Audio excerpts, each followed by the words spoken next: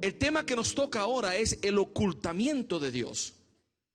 El ocultamiento de Dios. Y antes de definirle lo que realmente es el ocultamiento de Dios, quiero ilustrárselo en una historia real. Hace aproximadamente unos 3 años, evangelizando a un muchacho universitario, nunca se me olvida, estaba el muchacho universitario con su novia y estábamos hablando. Nos acercamos, empezamos a conversar de Dios, de la fe, de la Biblia, de lo que es el cristianismo. Y al final de una larga conversación que yo pensaba que iba muy bien y muy productiva, el muchacho me dice: mira, es que yo no creo que Dios existe, porque yo nunca he visto a Dios. No lo he escuchado, no lo he visto. No, es un Dios que es un experto jugando a los escondidos. Si es que existe. Me dijo de estas palabras que no se me olvidan, me dijo: si tú quieres que yo crea en Dios, mire, yo tengo esta botellita de agua, yo la voy a poner aquí en el suelo. Si Dios la tumba, yo voy a creer que Él existe. ¿Qué es lo que me estaba diciendo? Si Dios existe, escuche bien, porque el punto es muy serio. Si Dios existe, ¿por qué no se manifiesta de una manera más visible? Esa es la objeción. Si yo como ateo, me está diciendo este muchacho, tengo alguna esperanza de creer en Dios, Él se tiene que manifestar a mí de alguna manera que yo sepa que Él existe. ¿Y cómo respondemos nosotros a esa problemática? ¿Cómo abordamos el tema? Primero quiero decirle que el tema hay que abordarlo de 2 ópticas completamente diferentes, porque realmente son muy diferentes las 2 perspectivas.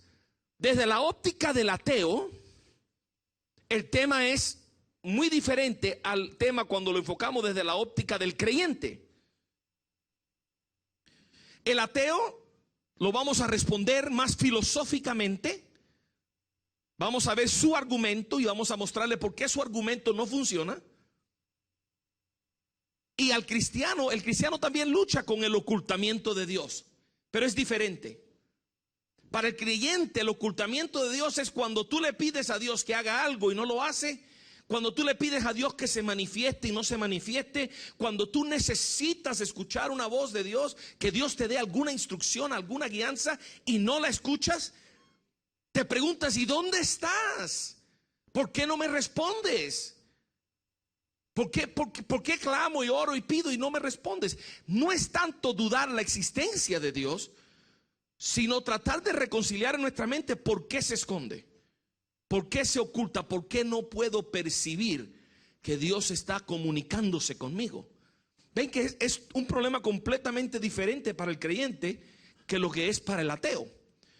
Entonces vamos a comenzar con la perspectiva del ateo. Desde la óptica del ateo, ¿cómo resolvemos este dilema? ¿Cómo respondemos al escéptico cuando te dice: si yo tuviera suficiente fe, si yo tuviera suficiente evidencia de que Dios existe, yo creería? Si yo tuviera suficiente evidencia de que Dios existe, yo creería.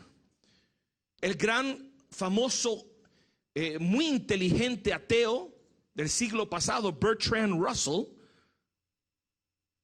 en una ocasión le preguntaron: Bertrand Russell, señor Russell, si usted muere y descubre que Dios es real y lo ponen delante de la presencia de Dios, ¿qué usted le va a decir? ¿Cómo usted le va a explicar su ateísmo? Y estas son las palabras que respondió Bertrand Russell: no fue suficiente evidencia, Dios. No fue suficiente evidencia. Dice él que él le respondería a Dios: yo no creí porque tú no me diste suficiente evidencia para creer en ti. O sea, no es culpa mía. Si yo no he creído, es culpa suya. Son palabras pesadas. Son palabras a las que tenemos que responder. La versión más reciente de este argumento apareció en un libro por el autor Schellenberg, El libro se titula Divine Hiddenness and Human Reason. Y es el argumento del silencio y el ocultamiento de Dios. Schellenberg formuló este argumento en su libro en el 1993 en una forma filosófica, lo que llamamos un silogismo. Su argumento se enfoca en el amor perfecto, una de las características esenciales del Dios judeo-cristiano. Él dice y lo presenta de la siguiente manera, el argumento. Él es ateo, él está presentando esto como un argumento en apoyo de su ateísmo y retando a la vez al filósofo cristiano a responder a su argumento, lo cual vamos a hacer con muchísimo gusto. El argumento él lo presenta en un silogismo. La primera premisa es la fundamental, la más grande y la más compleja, y a la vez es el fundamento de su argumento. Si hubiese un Dios perfectamente amoroso, se aseguraría de que toda persona capaz de tener una relación con Él tuviese suficiente evidencia de su existencia como para creer en Él, a no ser que una persona culpablemente carezca de tal fe.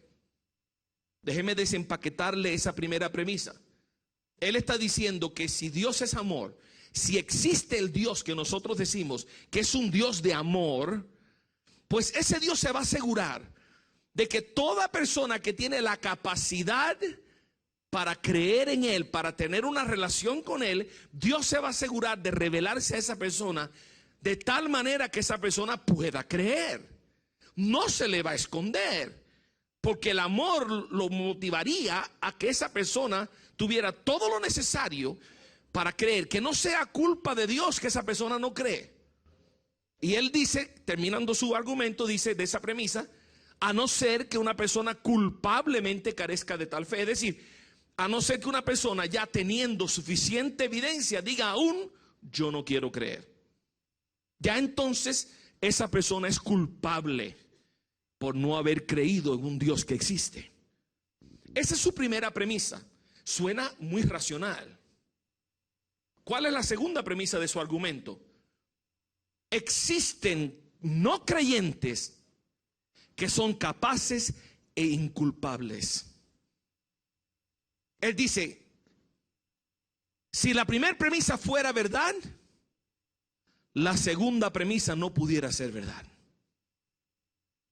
Y la segunda premisa dice que a pesar de que si un Dios de amor existiera y le mostraría por su amor evidencia a cada persona creyente que tuviera la capacidad de tener una relación con Él, para que creyeran, no lo ha hecho.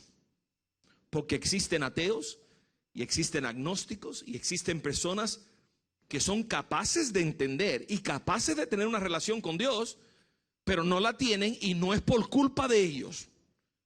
No la tienen porque no han recibido suficiente evidencia. Por lo tanto, la conclusión obvia a la que él llega es que no existe un Dios perfectamente amoroso. ¿Cómo respondemos a Schellenberg en su argumento? Esta primera porción de la charla es más filosófica porque estamos respondiendo a una filosofía, a un argumento filosófico, escrito filosóficamente.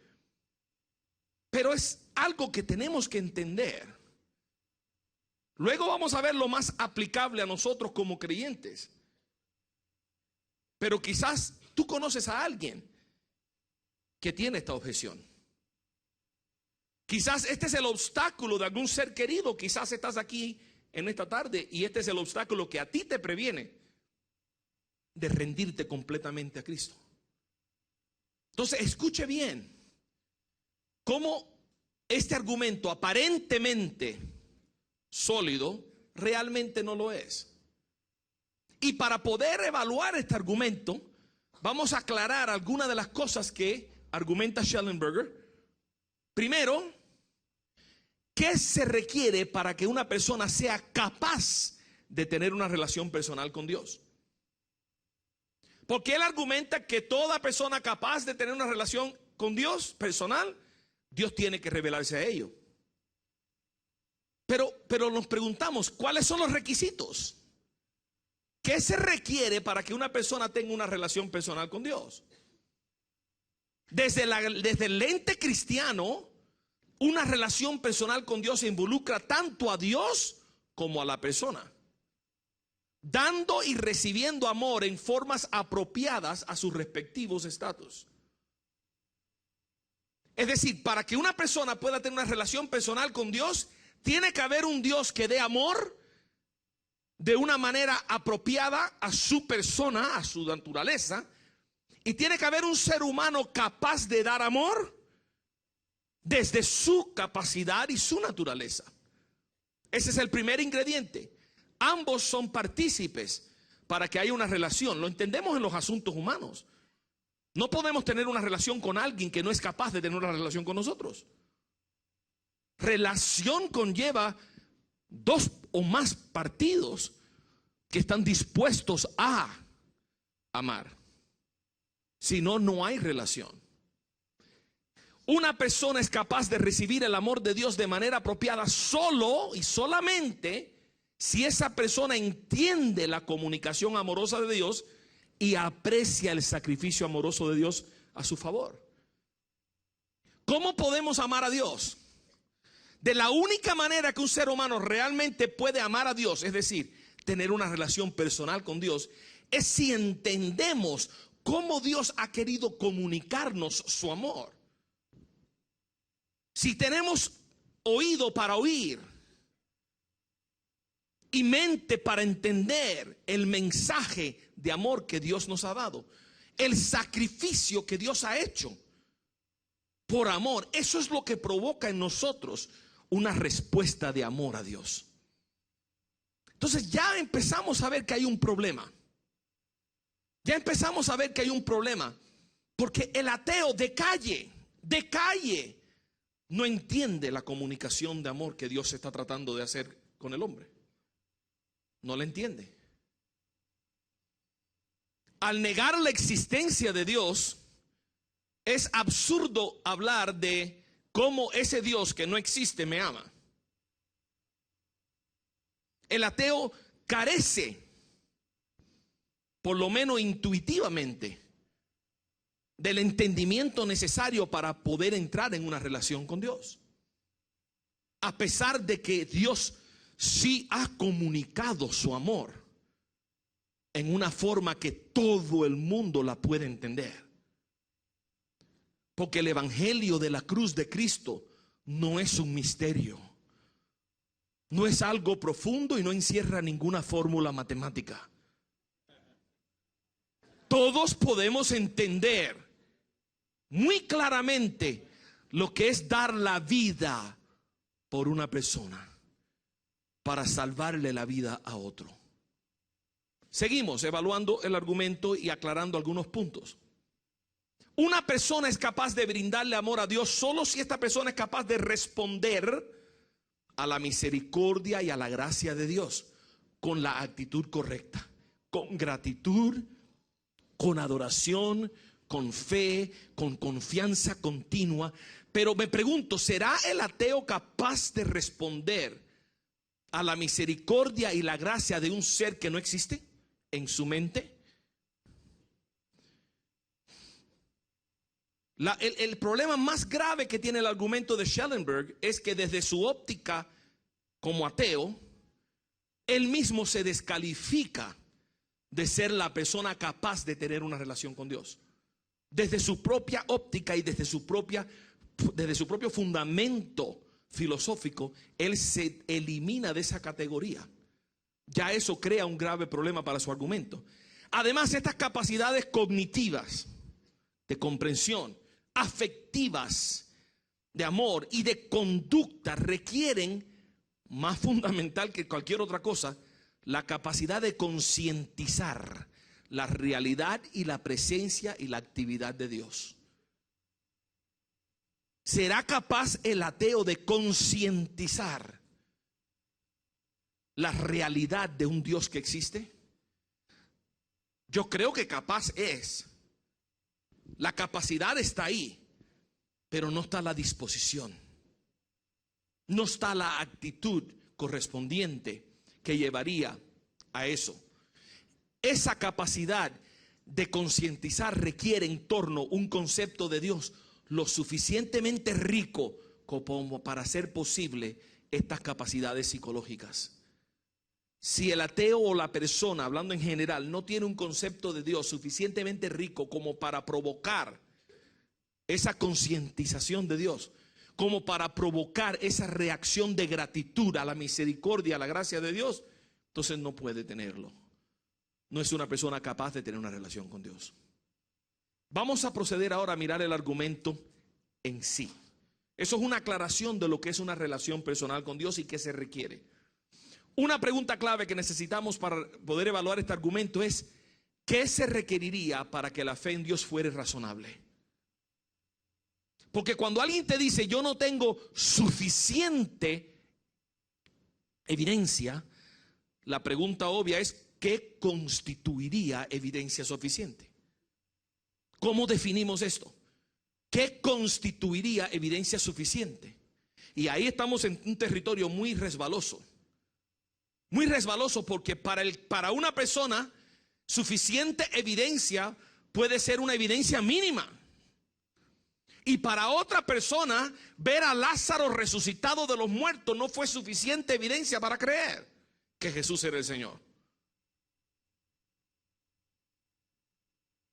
Para algunas personas fue suficiente evidencia haber recibido la respuesta a una oración, aunque haya sido la oración de un ser querido y no la de ellos.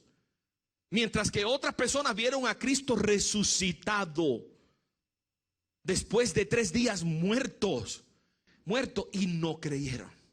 Entonces, ¿qué constituye suficiente evidencia? ¿Cómo establecemos un estándar para decir Dios cumplió con el mínimo y no es culpable de que el hombre no crea? El argumento es muy débil al no establecer un estándar por el cual podamos determinar lo que es suficiente evidencia de que Dios existe.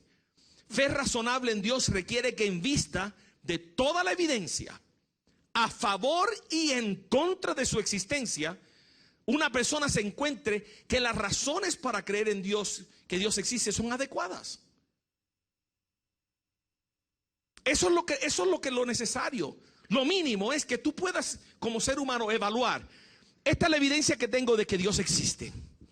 El argumento cosmológico, el argumento de diseño inteligente, teleológico, el argumento axiológico basado en la moralidad, lo que es las observaciones que podemos hacer del mundo natural. Esa es la evidencia de que tenemos de que Dios existe. La evidencia de que no existe es esta. No le puedo dar algún ejemplo porque no sé de ningún ejemplo. Pero bueno, vamos a suponer que hay ahí 2 o 3 cosas en la mente del ateo. Bueno, el problema del sufrimiento y el mal. Si el mal existe, Dios no existe. Bueno, realmente eso no es un argumento en contra de Dios. ¿Entienden eso, verdad? Si el mal existe, Dios no existe, eso no es un argumento en contra de Dios. Como mucho, la existencia del mal intentaría contra el carácter de Dios. ¿Qué tipo de Dios es? ¿Un Dios que permite el mal o un Dios que no lo permite? ¿Un Dios bueno o un Dios malo? Pero no es un non sequitur, no sigue la conclusión de que Dios no existe porque el mal existe. Entonces, pero vamos a asumir que hay evidencia de que Dios no existe. Entonces, el ser humano tiene que evaluar esas 2 evidencias y poder decir: la evidencia de que existe es suficiente para creer, es adecuada. Eso es lo que se requeriría de este proceso. Pero ¿qué constituiría suficiente evidencia para creer en Dios?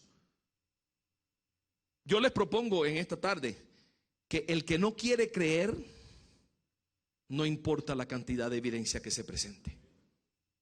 El que está predispuesto a no creer, no importa la cantidad de evidencia que se le presente. Y el que está dispuesto a creer, cuando evalúa la evidencia, termina creyendo. Le puedo dar una lista interminable de personas que han hecho esa jornada. Entre los más famosos que ustedes conocen, Josh McDowell hizo esa jornada. Salió como ateo a desmentir a Dios, evaluó la evidencia, encontró que la evidencia era suficiente y terminó creyendo en Dios. Lee Strobel, igual. La esposa se convirtió al cristianismo, él salió a demostrarle a su esposa que el cristianismo era falso, que Cristo era una mentira y que nunca había resucitado de ninguna tumba, y a desmentirlo, y en el proceso evaluó la evidencia y se convenció de que era verdad y se hizo cristiano. El que evalúa la evidencia con la disposición de perseguir la verdad a donde la verdad lleve, esa persona termina creyendo. Pero y si no cree, ya es culpable de no creer. Porque hay personas que han visto la evidencia y han escogido no creer. ¿Pero por qué? Ellos mismos lo han dicho. Y puedo mostrarle un montón de referencias y citas de que no quieren que Dios exista. No les conviene que un Dios así exista, porque tomaría de ello, exigiría de ello un comportamiento que ellos no están dispuestos a vivir. Tendrían que dejar de hacer algunas cosas si es verdad que este Dios existe, cosas que no quieren dejar de hacer. Entonces ahí la culpabilidad cae completamente sobre la persona, que teniendo la evidencia escoge no creer. Seguimos. Por tanto, si existe un Dios perfectamente amoroso, entonces Él proveería a quienes son capaces de relacionarse con Él personalmente suficiente evidencia para que la fe en Él sea razonable. De manera que si no creen, sea culpa de ellos. Tenemos que preguntarnos, ¿será eso lo que Dios ha hecho? La segunda premisa afirma de que existen ateos y agnósticos capaces de tener una relación personal con Dios, pero que no creen que Dios existe, sin ser ellos culpables de semejante falta de fe. Es lo que él está argumentando. Él se pone él como el ejemplo de que Dios ha fracasado. Porque Schellenberg dice, yo soy capaz de tener una relación con Dios personal, pero no tengo suficiente evidencia. Por lo tanto, ese Dios no existe. Porque si no, a mí me lo hubiera dado la evidencia. Es el argumento. La implicación obvia es que estas personas carecen de evidencia adecuada para una fe razonable en Dios y no tienen acceso a tal evidencia. Porque si tuviesen acceso o pudiesen obtener tal evidencia, ellos serían culpables de no emplearla o adquirirla para fundamentar una fe en la existencia de Dios. Pero ¿qué dice la palabra de Dios en Romanos? ¿Qué dice la palabra de Dios en Romanos tan precioso? Lo que se puede conocer acerca de Dios es evidente para ellos, pues Él mismo se lo ha revelado. Escucha un momento, Dios sí ha comunicado evidencia para que todo el que desea tener una relación con Él la pueda tener. Sí lo ha hecho, pero no lo hace tumbando una botella de agua, como me pidió aquel joven. No lo hace hablándote a ti en una voz audible en tu vehículo, aunque lo puede hacer. ¿Cómo lo ha hecho Dios? Porque desde la creación del mundo, las cualidades invisibles de Dios, es decir, su eterno poder y su naturaleza divina, se perciben claramente a través de lo que Él creó, de modo que nadie tiene excusa. Ahora, esas palabras de Pablo dan al grano, dan al punto preciso donde tienen que dar. Porque ¿qué es lo que Pablo te está diciendo? ¿Qué es lo que el apóstol Pablo te está diciendo? Pablo te está diciendo que este argumento no funciona y que la segunda premisa es falsa. No hay personas que no crean que no son culpables. Es una premisa falsa. Ese pasaje te argumenta primero, a través de lo creado Dios ha revelado su existencia y naturaleza. Está claro. Pero si seguimos leyendo el pasaje, dice que algunos han suprimido estas verdades. ¿Por qué? Porque tienen deseos de continuar viviendo en una manera pecaminosa. Por lo tanto, esas personas no tienen excusa para su incredulidad o su desobediencia. Y permíteme aquí decirle que no podemos despedir este argumento de Pablo porque está en la Biblia. Porque lo primero que un ateo te diría, bueno, pero eso es lo que dice la Biblia, yo no creo en la Biblia. No, pero donde está contenido el argumento no le quita valor al argumento. Si vamos a despedir lo que Pablo dice, hay que evaluar lo que Pablo ha dicho y buscar el error en su argumento y decir, ese argumento no es válido por A, B, C y D. El mero hecho de que el argumento esté escrito en la Biblia y alguien no cree que la Biblia sea verdad, no invalida el argumento. El argumento tiene su mérito y se sostiene o cae basado en su propio mérito. Difícilmente se refutaría ese argumento de Pablo. Porque ¿qué es lo que el mundo natural refleja y revela? A Dios. Hasta el ateo más perdido lo entiende. Ellos ven, tú escuchas a Richard Dawkins y tú escuchas a estos ateos escribir acerca de la maravilla, lo maravilloso, lo asombroso, lo impresionante, lo elegante. Estos son todos adjetivos de ellos. Lo elegante, lo impresionante que están viendo en el mundo natural. Y a la misma vez te dicen que detrás de eso no hay nada. Entonces ellos sienten que hay algo, pero despiden la noción de Dios. El sentimiento sí está ahí. Particularmente implica que si hay suficiente evidencia, sí hay suficiente evidencia para creer que Dios existe. Y por tanto, todo el que no cree es culpable. Es culpable. Porque en luz de la evidencia que hay, y a pesar de la evidencia que hay, ciertas personas escogen no creer. No le podemos poner la culpa de eso a los pies de Dios, porque Dios se ha revelado. Esa no es la única forma en que Dios ha revelado, pero el argumento de Pablo de la revelación natural es fuertísimo. El argumento de Pablo no deja de ser válido por no ser incluido en la Biblia. Yo creo que hemos respondido de una manera bastante simple. Pudiéramos profundizar más al argumento de Schellenberg. Su primera premisa estaríamos casi de acuerdo con él. Y pudiéramos darle el beneficio de la duda y decirle que sí, realmente si un Dios de amor existe, Él quiere que todo el mundo tenga suficiente evidencia para creer. Donde falla el argumento realmente, colosalmente, es en la segunda premisa. Que hay personas que no creen, pero no es culpa de ellos, porque no hay suficiente evidencia. Ahí es donde fracasa el argumento. Evidencia hay de sobra, solamente que no hay una disposición para verlo. Ahora, desde el lente y desde la óptica del creyente, el problema ahora es diferente. Ya tratamos con lo que no es tan agradable. Ahora vamos a ver lo que sucede en nuestra vida diaria. Vamos a llevar esto a un nivel existencial. ¿Cómo es este asunto de que cuando yo más necesito a Dios, ahí no está? Y cuando le pido que me diga algo, que me enseñe, que me responda, no escucho nada.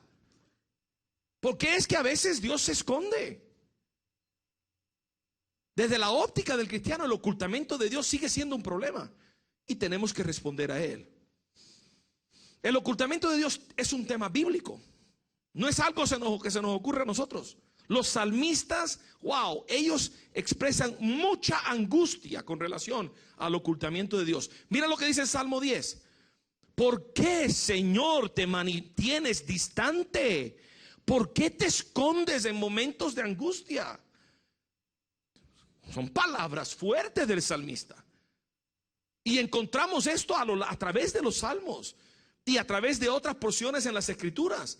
A veces expresan indignación porque Dios aparentemente se le ha olvidado que tiene un pueblo y en el peor momento, cuando el pueblo más está sufriendo, como que Dios está dormido o algo. Mira lo que dice el Salmo 44. Perdón, ahí estaba. Despierta, Señor, ¿por qué duermes? Levántate, no nos rehaces para siempre. No nos rechaces para siempre. ¿Por qué escondes tu rostro y te olvidas de nuestro sufrimiento y opresión? Estamos abatidos hasta el polvo. Nuestros cuerpos se arrastran por el suelo. Levántate, ven, ayúdanos. Y por tu gran amor, rescátanos.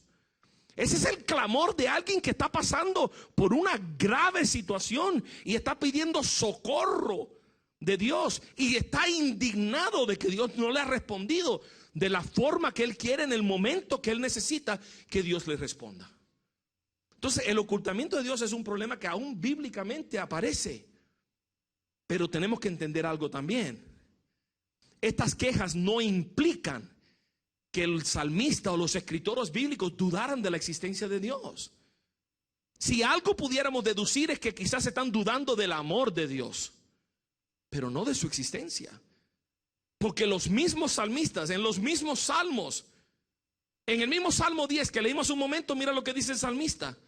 Pero tú ves la opresión y la violencia y la tomas en cuenta y te harás carga de ellas. El mismo que te dice, ¿dónde estás? ¿Por qué te ocultas? Dice, pero yo sé que tú lo vas a ver, yo sé que tú lo ves, yo sé que tú lo entiendes. Los mismos escritores que a veces se lamentan del ocultamiento de Dios son los mismos que a veces hacen mención de que Dios sí está ahí, que Dios sí responde, que Dios sí actúa a favor nuestros. ¿Me pueden poner? Gracias. La imagen que surge de la Biblia es de un pueblo de Dios. El pueblo de Dios tuvo experiencias que incluyeron tanto el ocultamiento de Dios como su presencia innegable. Entonces tenemos que preguntarnos, bueno, si hay ocasiones en las que Dios se presenta y hay ocasiones en las que no se aparece, tiene que haber alguna razón, tiene que haber algún mecanismo, tiene que haber alguna manera de saber qué es lo que está pasando. ¿Por qué razón sufrimos estas épocas o etapas en nuestra vida donde nos sentimos como que Dios no está ahí? Les presento mi tesis para esta respuesta. Es un problema de comunicación. Es un problema de comunicación y se los quiero ilustrar con versos y casos ejemplares de las mismas escrituras para mostrarle que el asunto aquí no es que Dios no se comunica. El asunto aquí es que no entendemos lo que Dios está comunicando. Es un problema de comunicación. Tal pareciera que Dios nos está hablando en chino, aunque no lo está haciendo. No entendemos muchas veces la comunicación.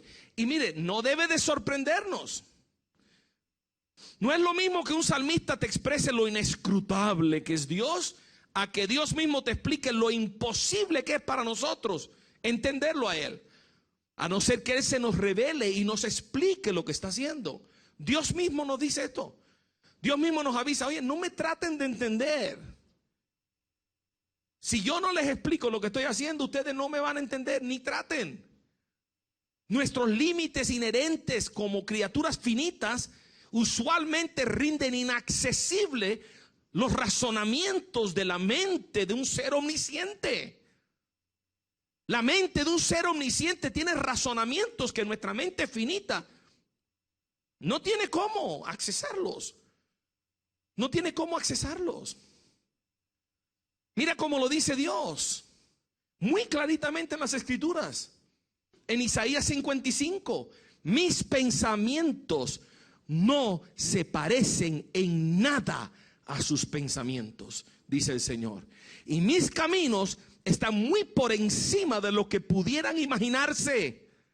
Pues así como los cielos están más altos que la tierra, así mis caminos están más altos que sus caminos y mis pensamientos más altos que sus pensamientos. ¿Qué nos está diciendo Dios? Aquí hay un problema de comunicación.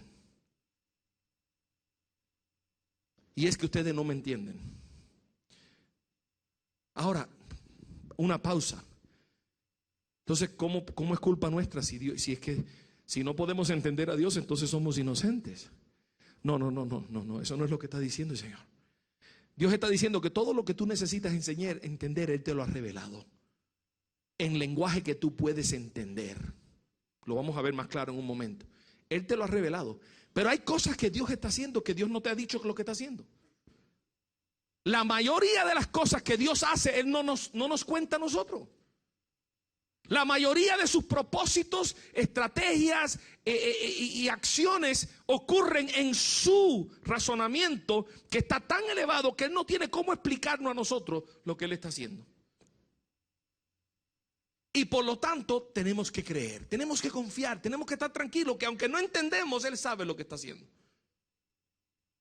Él sabe lo que está haciendo. PowerPoint, por favor. Le voy a dar dos casos, un caso en el Antiguo Testamento y uno en el Nuevo. Léase el libro de Habacuc para que usted vea un caso ejemplar, textual, de cómo nosotros no entendemos los pensamientos de Dios, ni los caminos de Él. Las palabras de Habacuc ocurren durante el cautiverio babilónico, y los babilonios fueron duros con los judíos. El profeta estaba muy perturbado por la violencia y la crueldad de los babilones. Y mira la pregunta que le hace a Dios en el 1:13. ¿Por qué guardas silencio mientras los impíos se tragan a los justos? El profeta está confrontando a Dios y diciéndole: Dios, aquí hay algo que está sucediendo que no está bien y tú no haces nada. Realmente, entre paréntesis, lo que él está diciendo a Dios es: no estás haciendo lo que yo pienso que tú debes hacer. Yo pienso que tú debes venir y acabar con estos babilones. ¿Y por qué no lo has hecho? Eso es lo que realmente le está preguntando a Dios. ¿Por qué guardas silencio? Pero hay mucho que ver en la respuesta de Dios. Dios le responde que tomaría acción a su tiempo, y mientras tanto el justo vivirá por la fe. ¿Entiende la respuesta de Dios a Habacuc? Le dice: mire, tú no tienes que entender lo que yo estoy haciendo. Yo voy a encargarme de los babilones, y no te preocupes que yo a su tiempo, cuando esté y corresponda con mi plan perfecto, yo trataré con ellos. Y mientras tanto, lo que tú tienes que hacer es vivir por fe. Creer que yo estoy aquí, creer que yo voy a hacer justicia, creer que lo que yo les he prometido yo lo voy a cumplir. Tu trabajo y mi trabajo no es decirle a Dios cómo y cuándo tiene que hacer lo que Él tiene que hacer. Nuestra responsabilidad es creerle a Dios que Él sabe lo que Él está haciendo, y a su debido tiempo lo hará. Y no es una fe ciega en Dios, porque el trasfondo que tenemos de ejemplos y la cantidad de eventos y ejemplos en las Escrituras que demuestran la fidelidad de Dios son una cantidad increíble, sin contar en nuestras propias vidas como creyentes. Si hay alguien aquí que cree que Dios le ha fallado, Dios no te ha fallado. El problema es que no entendemos lo que Dios está haciendo. Lo que sí podemos creer es que Dios no ha hecho lo que yo pensaba que Él debería hacer. Ahí podemos levantar la mano todos. Todos tenemos por lo menos una ocasión en nuestra vida en la que hemos dicho: Dios, eso no es lo que yo quería que tú hubieras hecho, esto, y no lo hiciste. En inglés hay un dicho que dice que la cola no menea al perro. El perro es el que menea la cola. Y la idea es que nosotros no somos los que le decimos a Dios lo que Él tiene que hacer. Él es el que hace. Ahora, el caso en el Nuevo Testamento. El caso de Lázaro en Juan 11. Si miramos esto con el tema del ocultamiento de Dios en mente, vemos algo muy interesante en este caso. Llegan a Jesús y le dan un informe. Él estaba entonces enfermo, uno llamado Lázaro de Betania, de la aldea de María y Marta su hermana. Enviaron pues a las hermanas a decir a Jesús: Señor, he aquí el que amas está enfermo. Oyéndole Jesús dijo: esta enfermedad no es para muerte, sino para la gloria de Dios, para que el Hijo de Dios sea glorificado por ella. Cuando oyó pues que estaba enfermo, se quedó 2 días más en el lugar donde estaba. Primero, démosle el beneficio a Jesús de que le dijo a los discípulos muy claramente, y a los mensajeros muy claramente, que esta enfermedad no sería el fin de Lázaro. No se lo dijo en un idioma extraño, no le hizo un enigma, una parábola, no. se lo dijo bien clarito: esta enfermedad no es para la muerte de Lázaro. Y con la misma se queda 2 días más. Pero Señor, está enfermo. Vamos, ¿qué estás esperando, Señor? Ok, está bien, es de noche, pero por la mañana vamos a salir para allá, ¿no? No, hoy no. Pero Señor, el que tú amas, Lázaro, tu amigo, tu mejor amigo, el hombre que tú amas, está. ¿Por qué no te veo saltando? Y eso es lo que queremos que Dios haga, que Dios salte. Señor, tú viste el diagnóstico que me dieron, ¿eh? Vamos, ahora, muévete. Y a veces Dios dice: no, me voy a quedar un par de días tranquilo sin hacer nada. O me voy a quedar un par de meses. ¿Tú sabes qué? Como para Dios un día es como 1000 años. Me voy a quedar un par de añitos sin hacer nada. A ver qué pasa. No por gusto. No por gusto, porque hay un plan. Hay un propósito. A Dios no le sorprende la noticia de que Lázaro se está muriendo. Dios tenía un plan y un propósito con ese evento. Pero ¿qué pasa? Los demás no lo entendían. Los discípulos se mostraron incapaces de entender lo que Jesús estaba diciendo, a pesar de la sencillez de sus palabras. Ellos estaban en la luna de Valencia. Léalo usted la historia. No entendieron nada. Jesús dice: él duerme. Entonces está vivo todavía. No es eso, está muerto. Voy a ir para allá para que Lázaro toma. Bueno, entonces nosotros vamos para morirnos también. Estaban completamente desubicados. No entendían nada. Dicho esto, le dijo después: nuestro amigo Lázaro duerme, mas voy a despertarle. Dijeron entonces sus discípulos: Señor, si duerme sanará. Pero Jesús decía esto de la muerte de Lázaro, y ellos pensaron que hablaba de reposar de sueño. Entonces Jesús les dijo claramente: Lázaro ha muerto, y me alegro por vosotros de no haber estado allí, para que creáis más. Vamos a él. Y entonces le dice Tomás: Señor, y vamos también con nosotros para que muramos con él.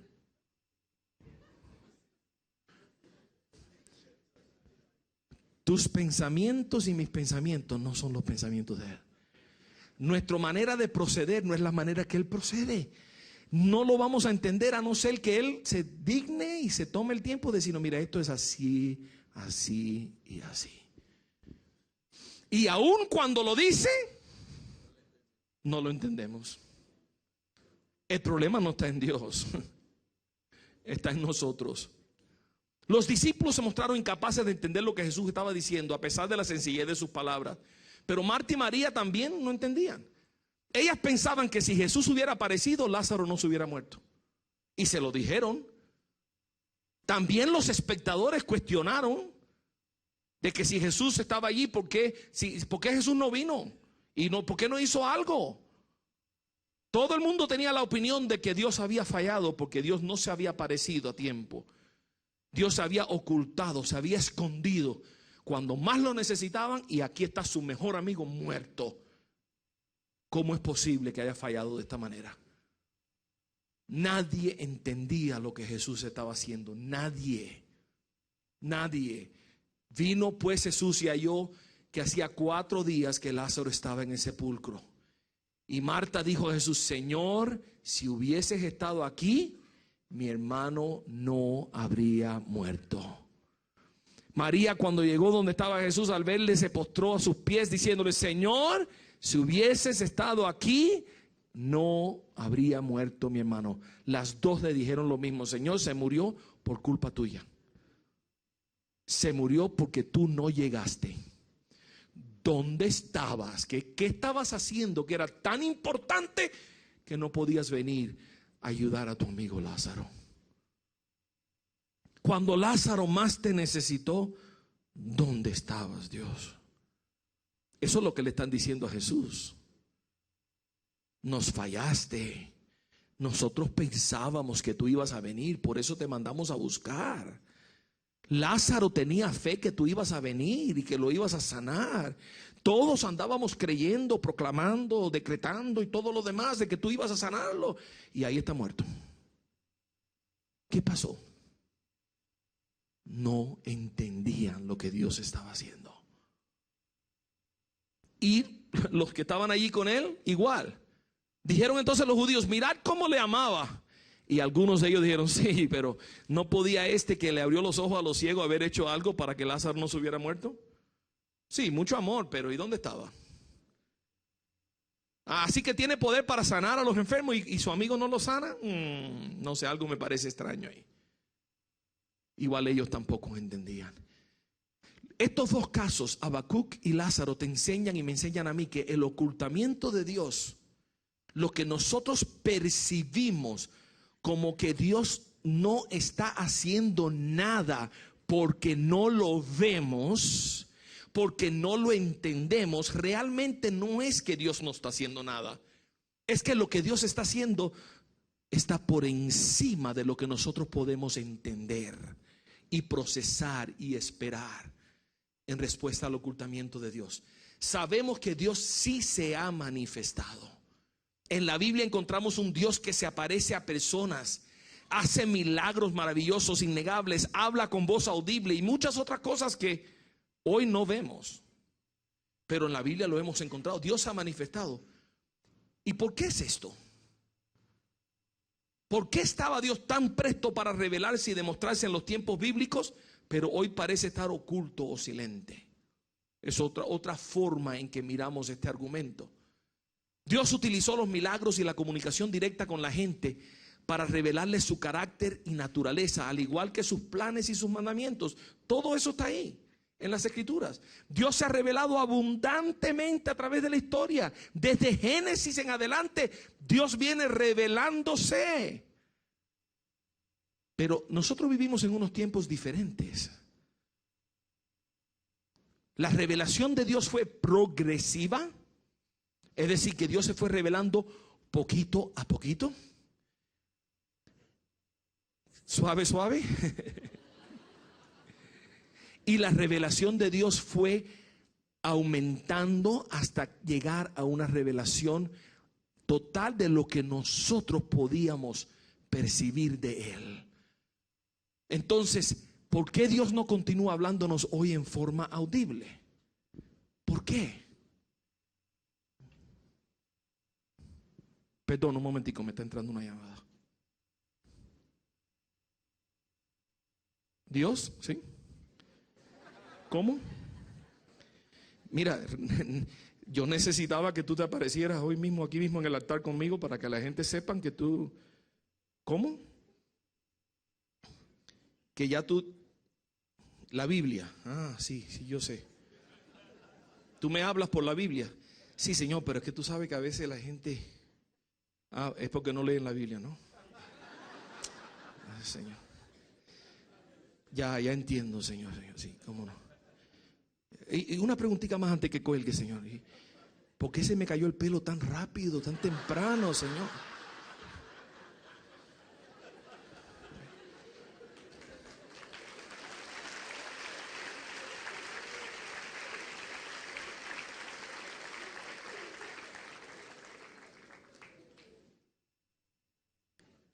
Hay varias razones por las cuales hoy no escuchamos una voz tronante o un monte lleno de humo y un dedo escribiendo tablas de la ley.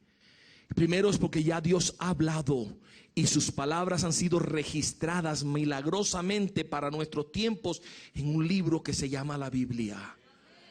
Él habla hoy a través de ella. Ahora tenemos el canon completo de las Escrituras que necesitamos. No necesitamos que Dios vuelva a decir lo que ya nos ha dicho. Lo que tenemos es que leerlo, mirarlo, entenderlo. Tú quieres que Dios te hable, tú quieres que Dios te hable hoy. Abre tu Biblia, déjalo que te hable. En la palabra de Él es una palabra viva, es una palabra eficaz. Los mismos autores bíblicos nos dijeron que esto iba a suceder. que esto iba a ser de esta manera. Mira cómo lo dice Pablo a Timoteo: toda escritura es inspirada por Dios. Todo lo que necesitamos está ahí.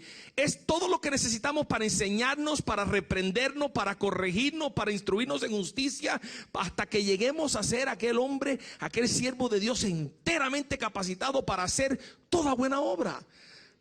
Dios nos ha dejado todas las palabras que necesitamos para lograr todo lo que necesitamos lograr, para poder ser todo lo que Dios quiere que nosotros seamos. Ya está revelado. La Biblia es completa y perfectamente capaz de darte sabiduría necesaria, le dijo Pablo a Timoteo, para la salvación por medio de Cristo Jesús. Aún las palabras que necesitamos para entender cómo ser salvos están ahí para nosotros. Dios nos habla a través de su palabra lo necesario hasta para salvarnos a nosotros. Y segundo, nosotros tenemos también el Espíritu Santo de Dios que mora en nosotros, que está ahí para guiarnos a toda verdad. ¿Por qué no sacude Dios los montes? ¿Y por qué no esquiblen las tablas? ¿Y por qué no está la voz audible? ¿Y por qué los burros no están hablando? Porque Dios ha depositado su Espíritu Santo dentro de nosotros, y que está ahí para guiarnos a toda verdad. Dijo él a sus discípulos: el Espíritu Santo nos habla continuamente, enseñándonos y recordándonos todo lo que Jesús enseñó, y guiándonos y corrigiéndonos y redarguyéndonos de pecado, como Jesús dijo que iba a hacer. Dios sí no está hablando hoy a través del nos está hablando hoy a través del Espíritu Santo, el cual Él no oculta del creyente. ¿Sabe por qué Dios no habla audible hoy a una persona por lo general, como regla común? Es porque Dios nos está hablando a todos. En el Antiguo Testamento era a una persona aquí y a otra persona allá. En el Nuevo Testamento fueron a 12 y vivió y caminó con ellos y les enseñó y les habló audiblemente, hizo todo. Pero en la era de hoy no es ni a 12 ni a 2 o 3, es a todo aquel que ha nacido de nuevo. El Espíritu Santo viene a morar en ti. Ahora tenemos la palabra escrita y tenemos una voz interna de Dios hablándonos, guiándonos, enseñándonos, corrigiéndonos, confrontándonos. Ahora, de que nosotros no seamos sensibles a la comunicación de Dios no quiere decir que Dios no se está comunicando. De que nosotros no leamos la Biblia no quiere decir que Dios no está hablando. De que nosotros alimentemos más la carne y sofocamos más al Espíritu, y por lo tanto ya no escuchamos casi la voz del Espíritu de Dios en nosotros, eso no es porque Dios no esté hablando. Dios sí está hablando hoy. Os lo he dicho estas cosas estando con vosotros, mas el Consolador, el Espíritu Santo, a quien el Padre enviará en mi nombre, Él os enseñará todas las cosas y os recordará todo lo que yo os he dicho. Sabemos que Dios sí se ha manifestado. Para concluir en esta tarde, recordemos que aún en aquellos tiempos donde parecía que Dios no estaba haciendo nada, Él seguía siendo soberano sobre su creación y ha estado trabajando continuamente. Y no hay mejor ejemplo de esto que el libro de Esther. Un libro donde no se menciona, ni se menciona el nombre de Dios, ni una vez. Pero ¿quién niega que la mano de Dios está detrás de todo lo que aconteció en Esther? Desde su nacimiento hasta llegar al palacio y hasta preservar al pueblo de Dios, Dios estuvo en todo el proceso. En todo el proceso. Pero estuvo detrás de la cortina. Porque imagínate Dios tratando de explicarle a Esther, la niñita, lo que Él iba a hacer con ella. No lo iba a entender. O a Mardoqueo, la persecución que venía, no lo iba a entender. Dios sabe lo que nosotros somos capaces de procesar, y cuando no somos capaces de procesarnos, Dios trabaja detrás del telón. Y a nosotros nos toca hacer lo que Dios le dijo a Habacuc: vivir por fe. creerle a Dios. Dios, que muchas veces y de varias maneras habló a nuestros antepasados en otras épocas por medio de los profetas, dice el autor de los Hebreos, en estos días finales nos ha hablado por medio de su Hijo. No hay mensaje ni comunicación más clara de parte de Dios que las palabras de Jesús. Para ti y para todo el que escucha este mensaje. Jesucristo te dice: ven a mí. Estás trabajado, estás cargado, estás atribulado, estás pasando por una crisis, estás en una situación difícil. Ven a mí, que yo te haré descansar. Eso es Dios hablándonos por la revelación máxima de Él. Es Él entrando en nuestra vida para revelarse a nosotros. ¿Usted quiere ver algo profundo? La encarnación de Cristo. Usted percibimos lo que Dios hizo para hablarnos, porque quería tanto que nosotros entendiésemos la salvación que Él nos estaba regalando. Imagínense que el universo que Dios creó es un cuadro que Dios pintó. Imagínenselo de esa manera. El universo que Dios creó es un cuadro que Dios pintó. Y entonces, por amor a nosotros, se introdujo el pintor en su propio cuadro. Ese es el misterio de la encarnación. Es Dios entrando a ser parte de su propia creación para que tú y yo podamos entender lo que es el amor, lo que es alguien que está dispuesto a dar su vida por ti. Y no solo bla, bla, bla, lo hizo. Para que entendiésemos que pase lo que pase en tu vida, hay un ancla, hay una piedra, hay una roca en la que tú te puedes parar, que te asegura a ti que nada ni nadie te separará del amor de Dios. Esa roca es Jesucristo. Y en esta tarde, si tú estás aquí o estás escuchando esto y tú todavía no te has parado en esa roca, si tu barco todavía está a la deriva, si el ancla todavía no ha chocado con una piedra que sea capaz de sostener esa embarcación, si estás en medio de una tormenta, o simplemente estás queriendo entender el propósito por el cual tú estás en esta tierra, todo eso se resuelve de la misma manera, abriendo tu corazón a Jesús. Yo quisiera hacer una oración en este momento. No vamos a hacer un llamado porque el tiempo no lo permite. Pero si hay alguien aquí, yo creo que hay personas aquí que todavía no han confiado en Cristo, no han rendido su corazón a Él. Yo voy a hacer una oración y si tú la repites conmigo, ahí donde tú estás, en este mismo momento tú puedes comenzar una nueva vida.